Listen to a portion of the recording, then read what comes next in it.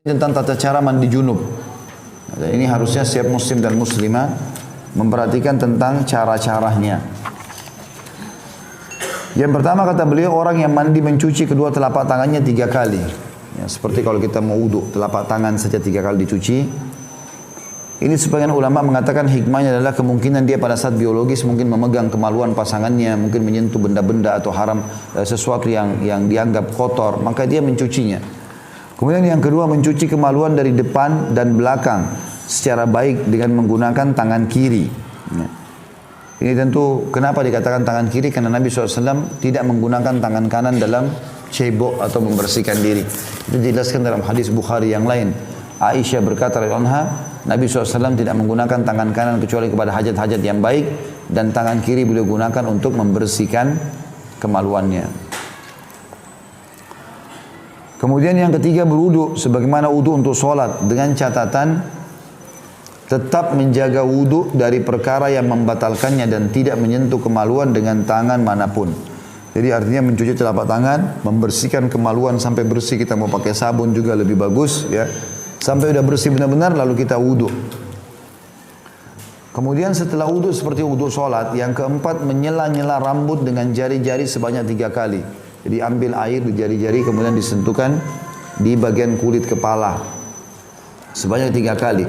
Yakni orang yang mandi membasahi tangannya dengan air kemudian menyela-nyela rambutnya dengan jari-jarinya, yakni melewatkan jari-jarinya pada sela-sela rambutnya. Yang kelima, mengguyurkan 3 cidukan air sepenuh 2 telapak tangan. Kalau kita 1 timba sekarang, shower juga tentu sudah masuk, ke atas kepala hingga kulit kepala basah dengan sempurna. Kalau dalam sebuah riwayat dikatakan Nabi SAW mengguyur setelah memegang bagian sisi kanan kepala sehingga terasa di kulit kepala airnya, maka mengguyur sebelah kanan bagian tubuh 3 kali, baru kemudian mengguyur sisi kiri dan seluruh tubuh. Selanjutnya yang keenam, membasuh tubuh sebelah kanan, dimulai dengan bagian tubuh paling atas kepala lalu paling bawah, artinya biarkan air mengucur sampai ke bawah, disertai catatan untuk tidak menyentuh kemaluan, serta seperti telah disinggung untuk menjaga wudu agar tidak batal. Karena wudu tadi yang dipakai itu boleh dipakai sholat setelahnya, asal tidak batal. Tapi kalau setelah kita wudu, lalu kita mandi, lalu kita pakai sabun lagi, diletakkan di kemaluan tersentuh, maka batal wudu yang awal. Nanti kalau mau sholat dia harus wudu lagi. Yang ketujuh, membasuh tubuh sebelah kiri, dimulai dengan bagian tubuh paling atas, kemudian paling bawah. Kedelapan, membasuh tubuh dengan air secara baik, artinya semua kena ya sela-sela tubuh. Dan yang terakhir, yang kesembilan adalah disertai catatan agar memperhatikan untuk mencuci ketiak, pusar dan belakang lutut. Ya. Ini tempat-tempat yang kadang-kadang tidak kena air, maka digosok di bagian ketiak. Di situ dijelaskan. Kemudian bagian pusarnya kan ada lubang, dikhawatirkan tidak kena air pada saat mandi junub sehingga mandi junubnya tidak sempurna. Kemudian juga bagian belakang lutut, ya, biasanya ada lipatan di atas betis, antara betis dengan paha belakang. Setelah itu ia pergi ke tempat sholatnya tanpa perlu berwudu kembali, asal dia tidak membatalkannya. Kalau kesentuh kemaluan, keluar angin, kencing, maka ini semua berarti batal wudu awal. Untuk sholat dia harus wudu lagi.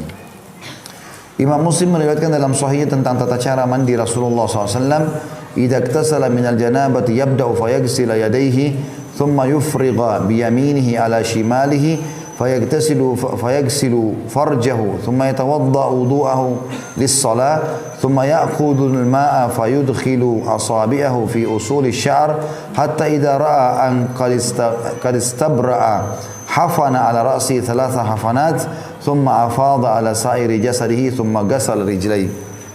Ketika mandi janabah, mula-mula beliau sallallahu alaihi wasallam mencuci kedua telapak tangannya, lalu beliau menuangkan dengan telapak kanan atau dengan tangan kanannya pada tangan kirinya, lalu mencuci kemaluan. Maksudnya Nabi SAW mencidukkan air dengan tangan kanan ditaruh ke tangan kiri yang mencebok kemaluannya. Sudah kita jelaskan tadi, kanan tidak boleh memegang kemaluannya. Setelah itu beliau berwudu seperti wudu untuk sholat. Kemudian mengambil air lalu memasukkan jari-jarinya pada akar-akar rambut hingga ketika merasa bahwa beliau sudah menyempurnakannya, maka beliau menciduk 3 kali cidukan dengan kedua telapak tangan untuk diguyurkan pada kepalanya. lalu mengguyur seluruh tubuhnya, lantas membasuh kedua kakinya. Tidak ada perbedaan antara laki-laki dan wanita mengenai tata cara mandi janabah. Muslim meriwayatkan dari Ummu Sulaim radhiyallahu anha, inni imra'atun ashuddu dhafra ra'si fa'anqudu li ghuslil janabah wa fi riwayah lil haidati wal janabah. Qala la innama yakfiki an tahtiya ala ra'siki thalatha hathayat thumma tufidina alaikil ma fatathurin. Aku adalah seorang wanita yang biasa mengencangkan jalinan rambutku, maksudnya menguncirnya. Apakah aku harus melepasnya kalau aku mandi janabah? Kalau ada kunciran? Maka dalam satu riwayat, apakah aku harus melepasnya kalau aku dalam keadaan haid atau junub? Maka Nabi SAW menjawab, tidak perlu.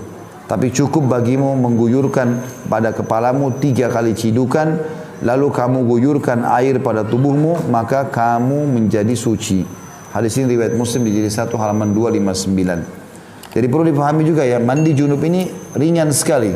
Bukan mandi yang berat seperti sering dibayangkan. Karena ada juga orang pada saat pasangannya ingin mengulangi biologis, dia nggak mau. Kenapa? Malas mandi.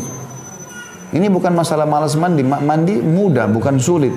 Jadi jangan selalu dibayangkan kalau saya tadi mandi, sekarang biologis lagi, harus keramas lagi dengan sampo segala macam. Enggak. Pakai air, tadi sudah pakai sampo, sudah pakai sabun, sekarang mandi yang kedua ini mandi membasahi, syarat saja supaya junub itu bersih, bisa sholat gitu kan. Dengan tadi mengguyurkan sampai 3 timba air, ya dibahasakan dalam hadis ini.